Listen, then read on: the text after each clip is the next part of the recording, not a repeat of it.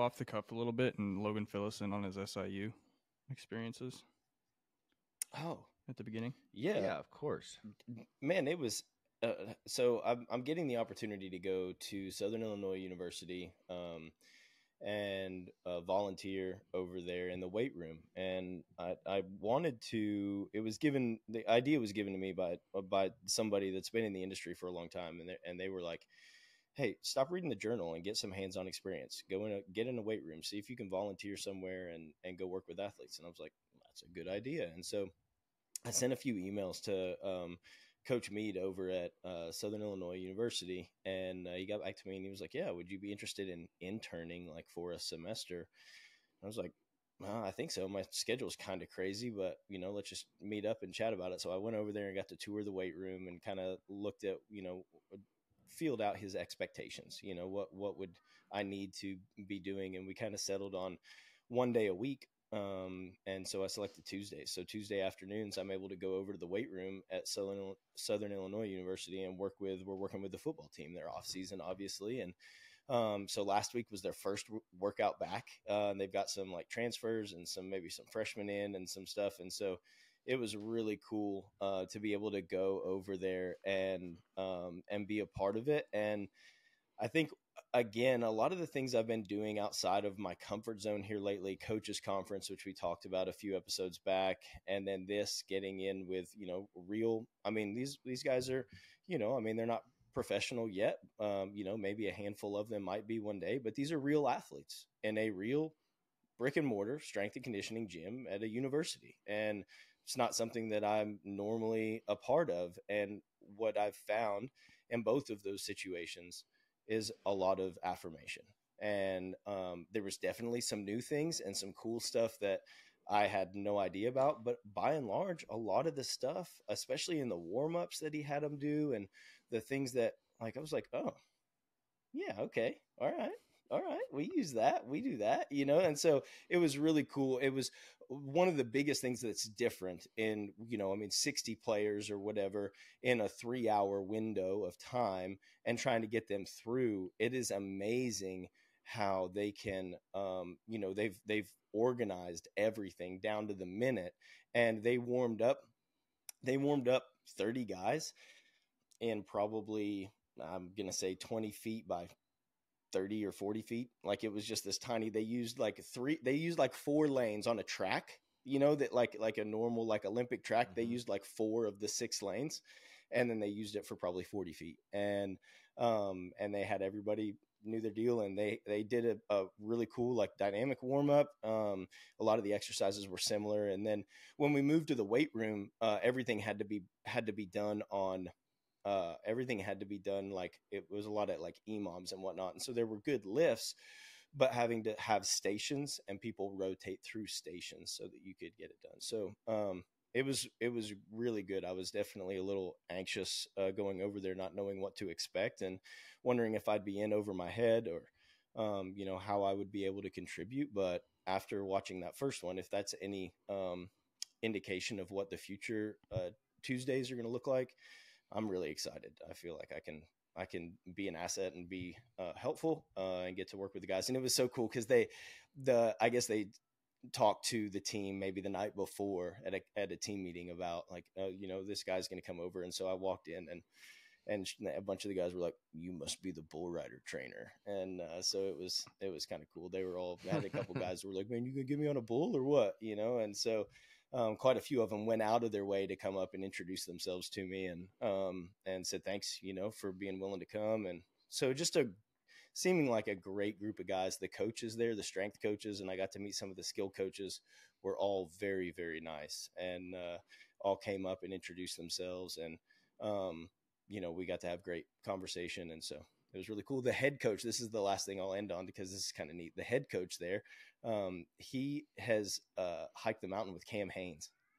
Isn't that crazy? That's sick. Like he went and was touring a college or something out there in Oregon maybe, or wherever Cam's at. And Oregon. He just randomly DM'd Cam and was like, "Hey, I'm going to be over here. I'd love to go run the mountain with you. And Cam was like 4 a.m. tomorrow. Sent him the location, and sure enough, Cam was there. And he was like, dude, he freaking whooped me. He like left me, then he like came back and got me, and then he like left me again, and then came back and got me.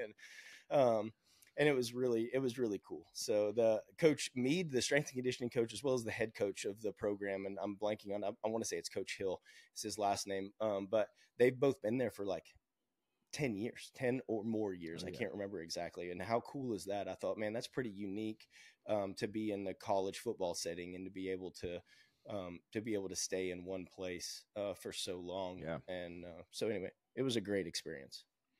Heck yeah. That's cool, man. Really cool. Yeah, I'm glad that you got to have those experiences too. Like, not only do I think it's going to benefit you, but like I feel like I get some kind of like benefit by proxy just through the affirmation part, because like so many times on this road to establishing ourselves as quote unquote experts in this field, like a lot of times we're isolated. And I often think of like how many times am I just looking at something through my own bias and like not taking into account what maybe is actually going on outside of our little circle.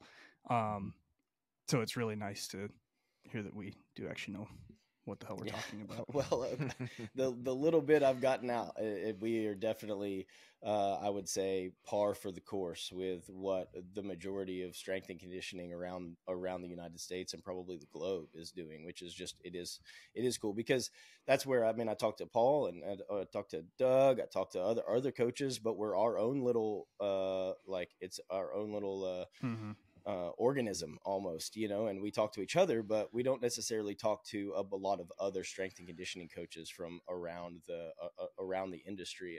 And we're getting involved and doing more, but so far, it's just, it's good to see that we're definitely doing some things right. We are definitely less, I'm not going to say that we're right.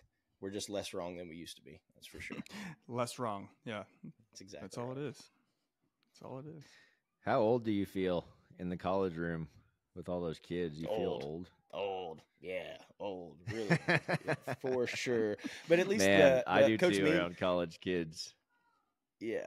Coach Mead's a little older than me. I don't know exactly how old he is. And then the assistant strength and conditioning coach, he's older than me too. And so I think maybe not. Maybe not. But I feel, getting to talk with those guys, and I'm like, how many kids you got? And they're like, 1 or 2. And I'm like, cool. Okay, this is how the rest of the world lives. I just got a handful of kids. So I think the excess kids makes me older than what I really am. But anyway. Feel older. Yeah. I've been working out with the football team. This I is was nothing. thinking This is like a regular Monday. Yeah, this is just easy. at home, This is easy. Yeah. That's hilarious, man. But it'll be cool to see what their experience is like in comparison to what college rodeo athletes experience is like in college. I think back to my college rodeo experience. It was awesome. Rodeo at Sam Houston State for Bubba Miller. I loved it. I went to all the classes where had a bunch of rodeo kids in them, so we were always studying together and having fun. Maybe a little bit more fun than studying a lot of the times, but we didn't necessarily have to go to practice, if that makes sense. It wasn't like the same organization as a team sport, like football or baseball or basketball, where practices are mandatory. Nowadays, I think that's changing. I think a lot more coaches have mandatory practice, but when I went, that really wasn't a thing. As long as you showed up to the rodeo and performed, you were good. You're good to go. You kind of get to just manage yourself. And it's a lot different for the athletes that you're going to be working with, which will be cool to see the differences. And, dude, that kind of I wonder, they probably have people setting up their classes. Like, they probably have everything that will allow them to be the best at doing playing football. And we didn't have any of that when I rodeoed. It was like, figure out your own classes. Like, it was a wreck. What was your guys' experience like with college? And it was exactly the same way. I mean, I my freshman year of college, I went in to Doc Davis's office, who was the dean of the like animal science program at the time, and it was kind of where all the kids hung out. And it was the day before classes started, and I was like, I think I need some classes here. And so one of the other guys came in and they helped me set up my schedule right the day before classes started. And that was pretty much how my college experience went. And so I was definitely not the typical. I was also 20 when I started. I turned 21 the September of my freshman year, so I could buy beer, and I was in class with kids that had just learned to drive like 6 months ago.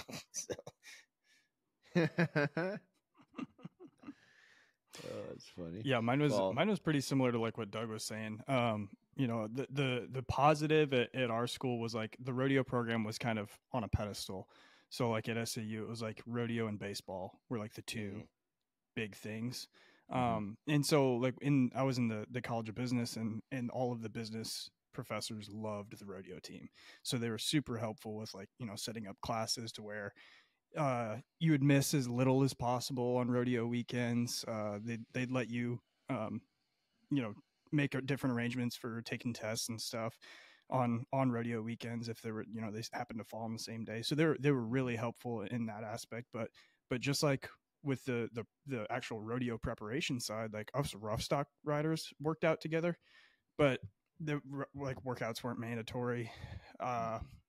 Practices were like scheduled but not necessarily mandatory. So like team ropers had the arena one day, calf ropers had the arena the next day, rough stock riders had the arena, you know, on one day a week or whatever. For 2 hours for one day. yeah. like hurry up and get out so we can rope more steers, you know? Yeah. And it was, you know, that type of thing. But yeah, it was underwhelming, to say the least, as far as like what I had pictured in my mind like it could have been. And we tried to make some changes as students. Like I kind of rallied some of the other students together, and you know, we tried to make changes. We tried to make workouts mandatory. We tried to get access to the actual strength and conditioning facility instead of, you know, just the regular gym that all of the students use that's no bigger than my garage. And we got access to that for a little bit, and none of the kids, like nobody ever showed up and did anything. So we lost that privilege pretty quickly too. Yeah. And it's hard when the culture is not set, you know, in football, baseball, that culture has been set in those sports. We don't necessarily have that. And I think what you said, it was very underwhelming to say the least about like what you expected it to be and what it actually turned out to be in the aspect of preparation for the next level. I think we thought about college sports, college rodeo as a great, and it is a great platform to move on to the professional rodeos. Granted, there's a lot of guys at college rodeo and professional rodeo at the same time. That's kind of the unique difference in the sport, is you can compete in college and at the professional ranks. However, the development that we thought would happen did not happen from our coaches, from the programs, and that's just the bottom line. The culture isn't there for most rodeo schools. Till recently, you see a couple schools, Tarleton especially out there, that has a huge backing from their university. They believe in what that program does. So watching them kind of change the culture of what college rodeo is has been cool, but it was just different for us, you know. And I think guys, girls now, when it comes to balancing, you know, practice, class, workouts, what are some tips you would give that you're currently giving clients that are in college? I work with a handful of college guys and girls, and we're always talking about workouts, yes, but mostly we're talking about their life, their day-to-day. They're at an age, they're 18, not usually 20, but 18 to 20 years old, and you're just figuring out how to do life by yourself. There are so many things you're learning. It's so easy to get sucked into these little rabbit holes, if you will, going to the bar every night because you've never been able to do it, going out instead of doing your homework, going to hang out with your buddies instead of going to practice. It's really easy to do those things because you've never had that freedom. And the hardest part about having that freedom is realizing that you have to be extra strict on where you're spending your time, or else time is gone really quickly. So managing time, I think, was my biggest problem at that age. And honestly, up until, you know, my adult life, it was a problem.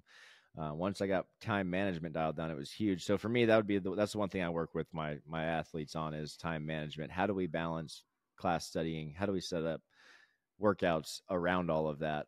And then on top of that, rodeoing. You know, how do we stay on top of the ball? What are a couple of things, or one thing you guys give or tell your athletes that are in college to help them? Or what's something that you hear them dealing with?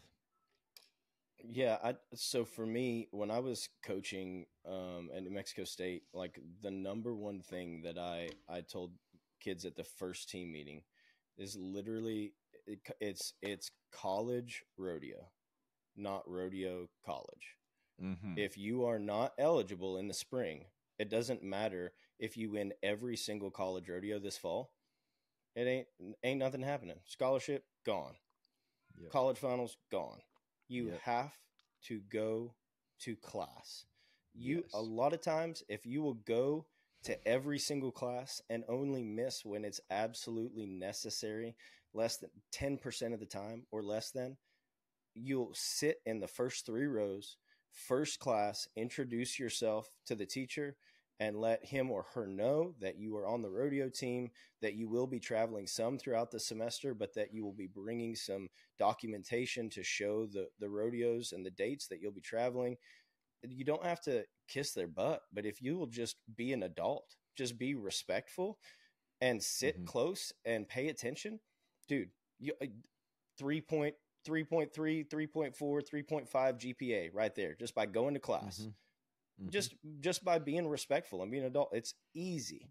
But that's the problem, is that, like you said, and that goes back to the time management thing, where college students think that they're really, really busy, and they don't understand at that point in time that they're actually the least busy that they'll be for the next 60 years. Dude, yeah. So that's that is a fact. Yeah, it only gets busier as you go from now. And I understand that. I mean, busy is relative, right, to your experiences and your life. And so at this point in time, you have so many options that it does feel really busy because you're trying to fit in. And I'm not taking away from the stress of trying to make practice work and trying to get to classes and do homework and have a social life and get to rodeos and all the things. There are a lot of balls that they're juggling.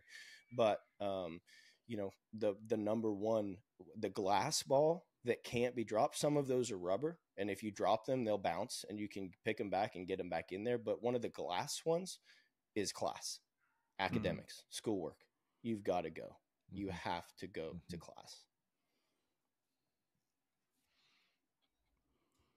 Yeah, I was probably, I don't know if I was the king of skipping class, but I was definitely in the royal court, if that's such a thing. The prince.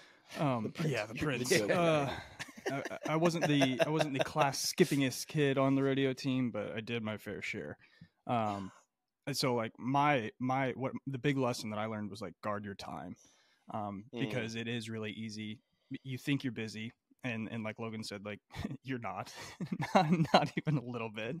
But it's really easy to kind of overstretch yourself too, especially if you have like that kind of go-getter mentality. I think I've told the story here before. Like my last year of college, I overstretched myself. I volunteered for way too many things that I couldn't keep up with. And so like I probably averaged 4 hours of sleep a night during my entire college, or my entire time there, just because I was a broke kid away from home for the first time, trying to navigate all of these things, big gold buckle dreams of being a pro rodeo athlete, like, and I did more than what was feasible for my body, at least time commitment wise. And so like there's so many things that we could break down and recommend to college students, but time blocking, if you've never heard of time blocking, look into it, find a book, read about it, read about time management. Read a lot of business books, because in college, like, you very much have to operate like a business, whether you're a business major or not, especially as a rodeo athlete, or a college rodeo athlete. There's a lot of different fronts, a lot of different hats that you have to wear. And I feel like if you can get really good at time management, or at least even understand it to a very small degree, more than you do right now, it'll make a big impact in your college rodeo career. Yeah, and life in general. Well, it'll impact greatly. So all three of us right there, time management and going to class is. I always forget that you're a college rodeo coach. Like, you have the most insight of anybody. You've done the thing. You've seen, what happens behind the scenes. So we should break that down more one day. Maybe we should get another coach on. You guys can trade stories about just the absolute shit horror shows stories, that you don't. nightmares. I have nightmares. Yeah, just like I'll need therapy again probably if we have another coach on and I go to relive those days. Yeah. Nightmares. Oh, that's funny. Something else in college. Everyone hears about like the freshman 15, right? Did you guys, were you part of that? Did you pack on a little weight the first semester of college at all? I might have I don't lost think weight. I did.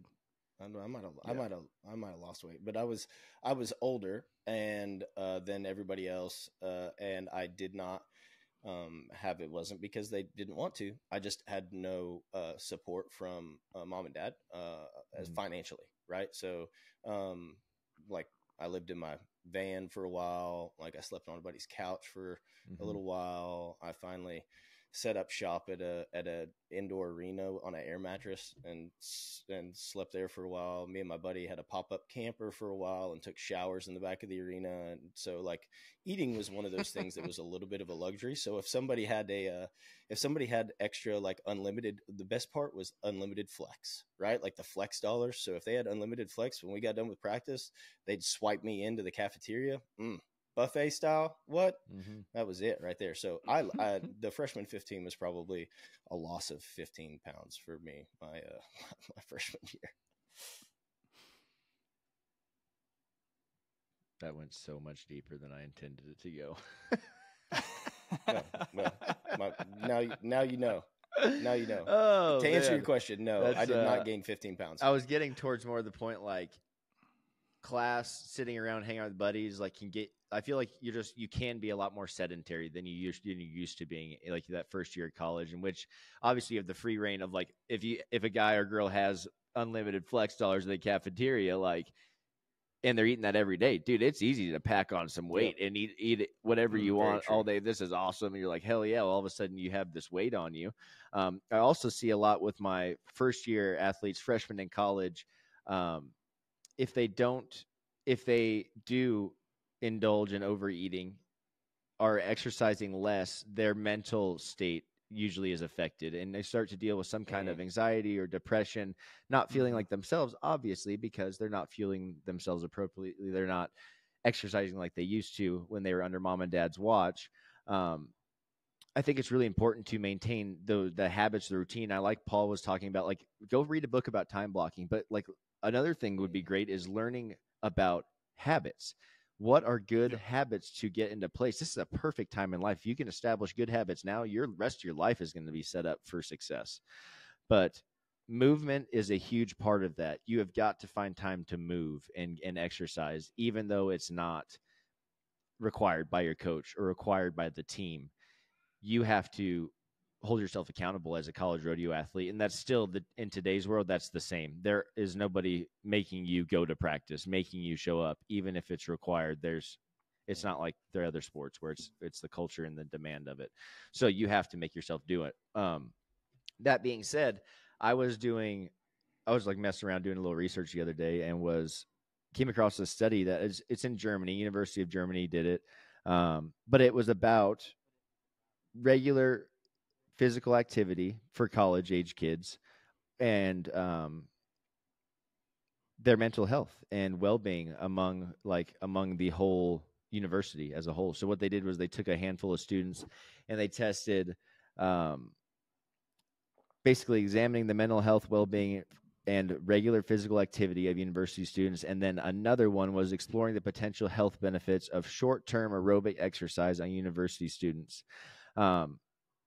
The differences here was they were with 6 weeks, 6 week studies, low to moderate intensity of aerobic exercise. Mental health and well-being were assessed using standardized self-reports, using measures of depression, anxiety, positive, negative effects, perceived stress, coping strategies, body dissatisfaction, so like body dysmorphia or how you feel about your body, and their own quality of life. So I thought this was super cool. And reading the title, I'm like, of course it helps, but reading how they broke it down and seeing the differences in how they affected people was kind of cool. So just physical activity, mental health, and well-being among university students. So among both male and female participants, none of these people had any history of psychiatric disorders, self-reported engagement in regular physical activity was significantly correlated with and negatively correlated with reports of self-depression. So if someone is physically active, they were negatively reporting depression. If they were stagnant, they were reporting the feelings of depression, which is kind of wild. Physical activity was positively correlated with a positive effect of the following quality of life domain: satisfaction and with physical health, well-being, and social relationships. So this suggests that regular physical activity significantly enhances mental health and well-being among university students, whose average time spent sitting is approximately 7.5 hours a day. I never thought about how much I sat in college till I read that. And I'm like, dude, I sat a lot. You definitely are sitting for 7 hours a day. If you're sitting in class all day, it's easy to sit that long. The second part of this was the effects of short-term aerobic exercise intervention on well-being and mental health. So they did a 6-week low to moderate intensity aerobic exercise program, significantly decreased depressive symptoms among the female and male participants of the online study. Among those assigned to the aerobic exercise intervention, 73.68% demonstrated improvements in depressive symptoms, aerobic exercise, and appears to be effective in enhancing the well-being of university students. Other types of exercise appear to have unique effects on cognitive and motor performance. So, dude, that's cool. Like, that's really cool. That's something that simple, low to moderate intensity. You don't even have to be going hard. Just walking, hiking hills, stepping stairs. 6 weeks of doing this, especially if you're someone who sits 7.5 hours a day. Rodeo athletes for damn sure do when they're driving. People at desks all day sitting. Students for sure. Truck drivers. There's so many people that sit for that long a day. And you have to think about the compound effects over time. That's when it gets to you. That's when it starts affecting how you feel, how you look at yourself, how you feel about your body, your well-being. It's not one day.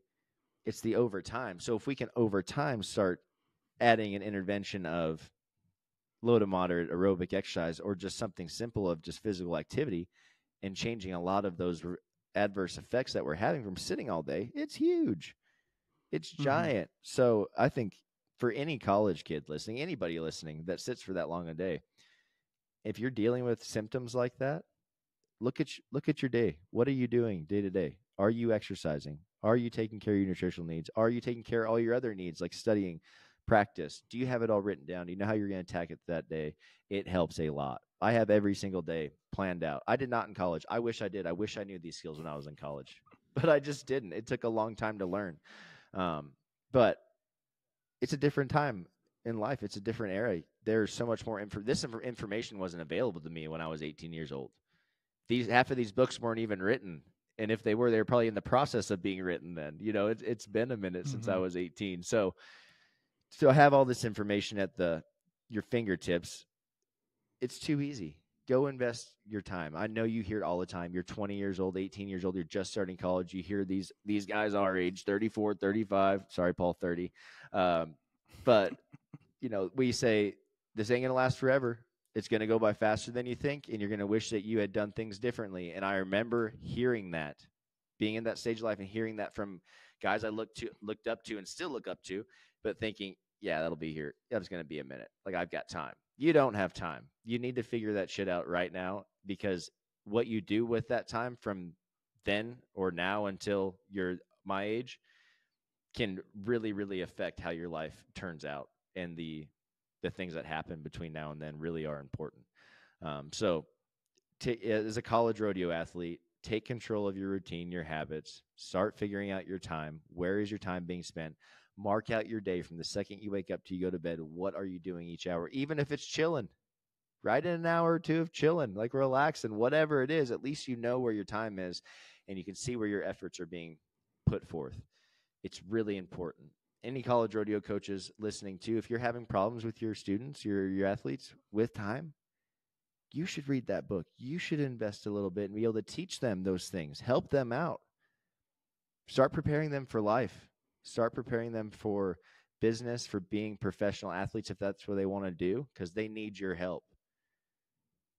You heard about all three of our experiences and how we went into college with different expectations of what it really was. There was no help. And I think there's a lot of programs that still are addressed that way. but there are kids coming to you to find that next level, to get to that next level of their profession and their career in rodeo. So take it serious, help them out. If you guys need help with your whole team and are interested in some consulting, we are set up for it. We have been running our Optimal Performance Academies, training camp editions for universities. These are set up to help exactly what we're talking about, help give them some life skills, some skills to cope with college, rodeo, professional rodeo, how to transition to that next phase of rodeo. We can get that set up for you guys. They're 3-day clinics. We did them. It was really 2 days, our last one, but we had half days on each side of that. But 48 hours, and we can change the entire trajectory of your team and how they think. So if you're interested in that, please shoot us a message. Shoot me an email, Doug@championlivingfitness.com. Would love to chat with you about it. Got a couple universities already set up for 2024. So, they got me fired up. I love talking about college rodeo because it really is so important. It is, man. It gets me so excited. Because it is, man. You know, I didn't realize it back then, but it really can set up your whole trajectory of your life if you approach it correctly, you know. So, man, got to thank our sponsors, as always. Beastmaster, been with us since the beginning. Dude, they are changing the game in rodeo gear. I just talked with Nick yesterday, talking about 2024, the new stuff to come. It's exciting. And so we're going to have a lot of cool releases coming up for them, showing you guys some of their gear that they're going to be dropping before everyone else gets to see it. So I'm excited about that. Check them out, beastmasterrodeo.com. Use our discount code CHAMPIONLIVING, all one word, caps lock, going to save you 10% on all their products. HOOEY, man, I just saw someone, Ross Cooper, you know, Ross was a bareback rider. He plays music now. He was rocking this hat on his Instagram yesterday, and I was like, oh, that's such a sick hat. I love this thing. So, guys, PRCA retrofit lid is dope. Sage's new line that Paul's got on is live. They've also got, him and Alexis has some great fragrances as well. Check them out. Get your HOOEY.com. Use our discount code CHAMPIONLIVING, all one word. Going to save you 10% on all their products. And hey, next episode, we got a new sponsor we're going to be releasing to you. But until next time, we'll catch you later.